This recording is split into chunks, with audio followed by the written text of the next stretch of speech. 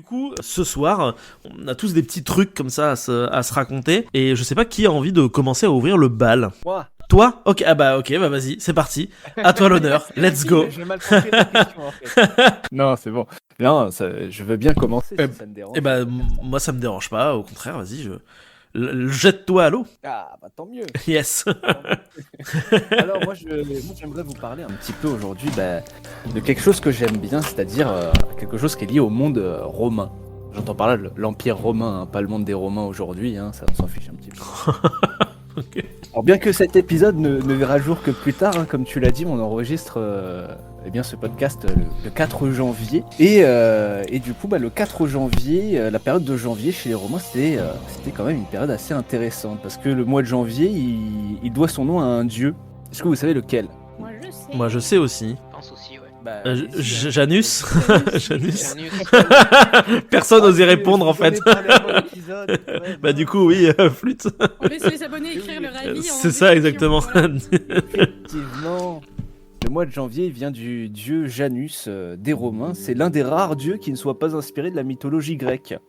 C'est assez rare hein, pour le suivre. Ah, ok. Il est en effet unique au panthéon romain et par conséquent, il n'est pas forcément très connu. Hein. On se souvient pas forcément de lui.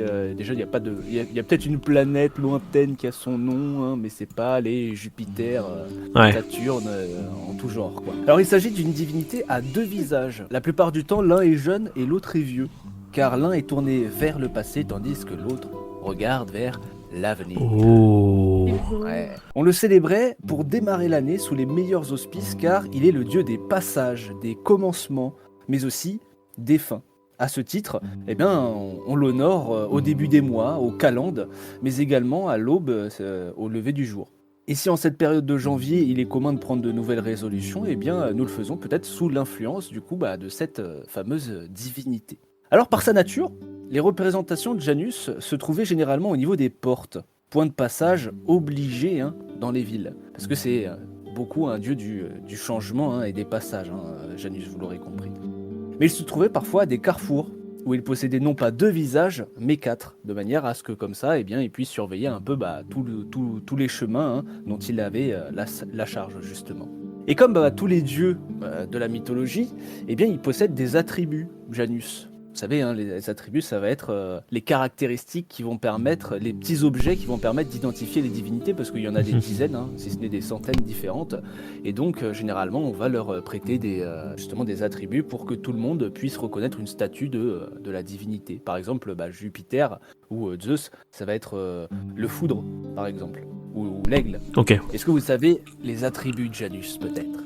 Moi, il n'est pas souvent représenté justement avec deux visages, un dans le dos et un... Enfin... Alors effectivement, ça va être un de ses premiers attributs, c'est ces deux visages que j'ai évoqués tout à l'heure, tu as raison, un dans le dos, un devant, après, c'est ça, savoir un peu comme Voldemort. Derrière, c'est difficile à dire, mais il a d'autres attributs, des objets qu'il porte. J'avoue, je sais pas, j'imagine avec une espèce d'étoile sur la tête, je sais pas pourquoi. Non, pas du tout. Du tout, alors, ok. J'ai donné un indice déjà tout à l'heure, il est souvent lié aux portes. Donc, une clé. Il y a une porte. Exactement. Une clé, yes. Ouais.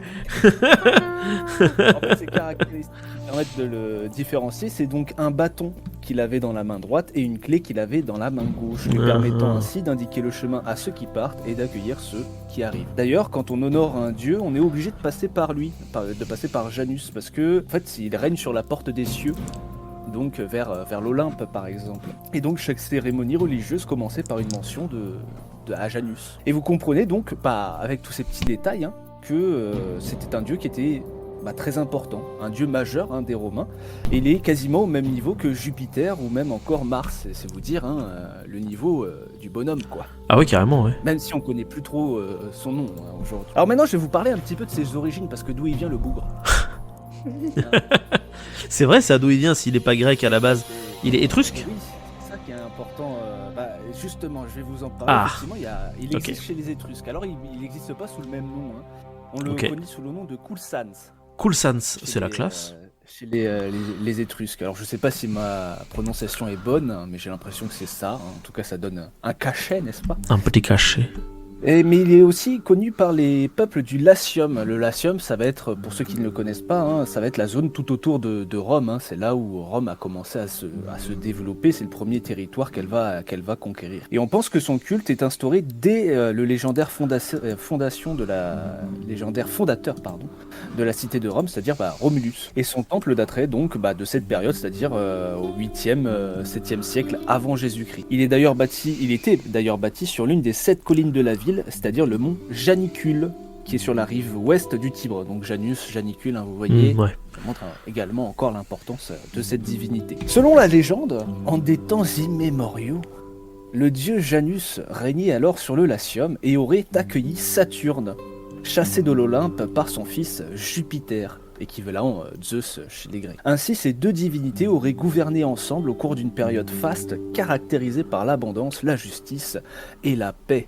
Tout le monde, il était beau, tout le monde, il était gentil. Ce souvenir, il fut perpétué par les traditions romaines, car lors des fêtes des Saturnales chez les Romains, je veux dire plutôt c'est les fêtes Saturnales, en fait, elles avaient lieu en fin d'année, ce qui correspond à peu près entre le 17 et le 24 décembre. Et donc ces fêtes de Saturne laissaient par la suite la place aux fêtes de Janus, qui était donc son ami. Vous voyez, hein, cette amitié, elle a même pris sa place dans les festivités religieuses du calendrier romain. Et de manière assez surprenante, Janus, c'est aussi un dieu qui est lié à la guerre. À votre avis, pourquoi? Parce que tu pars le chemin de la guerre.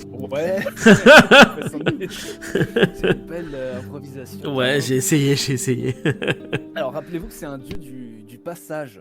Et donc, généralement, quand on va en guerre, on passe de la paix à la guerre. à la guerre. Et donc, un Et passage. des fois, on passe même par la partir guerre en guerre, pour aller par à la exemple. guerre.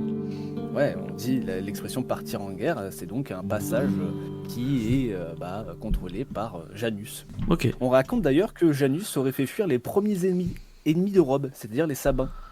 Vous Ok. avez certainement entendu parler l'enlèvement Le monde des Sabines, bah oui. Ouais, voilà. Les Sabins pas très contents, ils aimeraient bien récupérer leur nana, du coup ils se ramènent. Ouais. Mais ils fuient devant une source d'eau bouillante que fait jaillir Janus, pour le coup. Ok. Et en hommage à cet exploit, hein, ce miracle, les Romains décidèrent alors de garder les portes du temple de Janus ouvertes en temps de guerre. Quand les combats cessaient, on fermait alors les portes pour garantir une paix qui était lue pour être durable. Et ce fonctionnement, pourquoi je vous en parle? Parce que c'est complètement à l'opposé de ce que l'on fait d'ordinaire pour les autres temples des autres divinités. En temps de guerre, c'est seulement le temple de Janus qui a ses portes grandes ouvertes tout au long de l'année et tous les jours. Ok. de l'année. Et savez-vous donc combien de fois les portes du temple de Janus furent fermées durant l'histoire romaine? 3 fois. C'est pas 3 fois. Ah Un merde. petit peu Plus ou moins? Plus. Un petit peu plus, donc 5 fois. Un petit peu plus? Ouais, j'aurais plus. dit ça aussi. Exactement, tu as le chiffre, tu as le juste Ouah, j'ai le juste prix, ça mérite des applaudissements. Ouais. prix. Ouais. Voilà, faut les tenter. Alors délire, hein. Voilà. Carrément. Est-ce que Carrément. ça part sur une Marseillaise bientôt?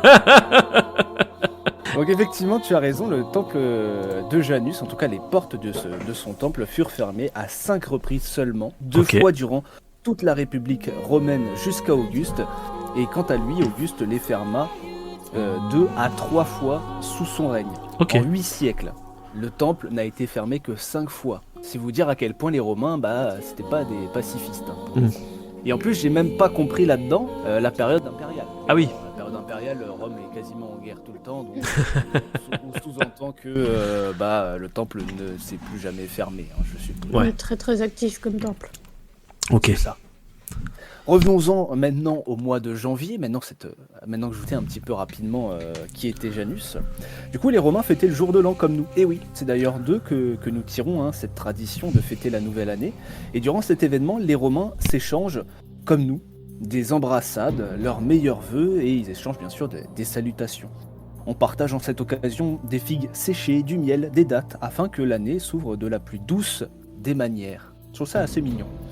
Et on se faisait également le don de pièces de monnaie pour garantir la prospérité de chacun. Ça vous évoque peut-être quelque chose, Les hein, ce sont étrennes. les strenae, c'est-à-dire Ah. ce qui est devenu les étrennes plus tard et dont on a gardé la tradition aujourd'hui. Est-ce que vous avez encore des étrennes, vous? Non, mais Oui. j'en avais avant quand j'étais petite. Ouais, moi aussi, ma grand-mère, quand j'étais tout petit, elle m'offrait les étrennes au mois de janvier. Et c'est aussi en cette période particulière du début d'année que les Romains considéraient que les prières, les discours, les décisions les plus importantes étaient donc aussi les plus efficaces. En fait, tout ce que l'on va faire en début d'année a une importance, j'allais dire beaucoup plus importante, mais ça ne marche pas du tout, que tout ce que vous allez faire au début d'année a une valeur beaucoup plus importante que ce que vous allez entreprendre, par exemple, au mois de mai. Par exemple, Ovide, il nous raconte, par rapport à ça, que c'est l'oiseau aperçu le premier qui fait loi pour l'augure. Ah. Les temples viennent de s'ouvrir, les dieux prêtent alors l'oreille, aucune des prières que prononce la bouche des mortels n'est perdue, chaque syllabe en retentit dans les cieux. Donc c'est vraiment une période très très importante, le Nouvel An pour les Romains, pour commencer une nouvelle année avec des nouvelles résolutions.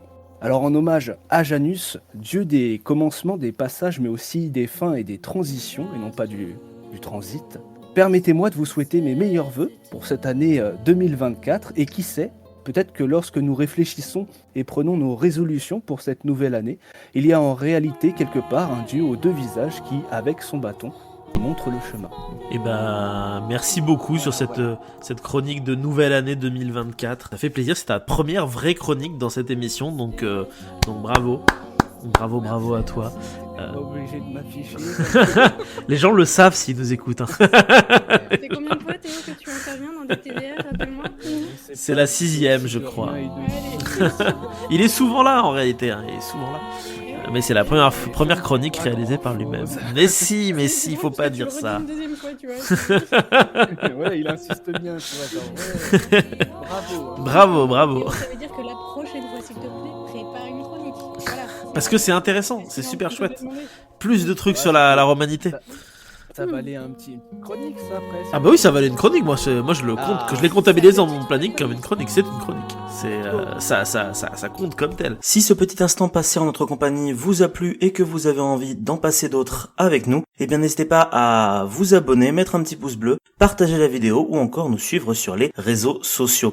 Sachez que vous pouvez aussi écouter cet épisode dans son entièreté et pour cela vous n'avez qu'à vous rendre dans la description de la vidéo. Je vous dis à très bientôt pour à nouveau écouter un petit peu de tout et surtout un petit peu de rien.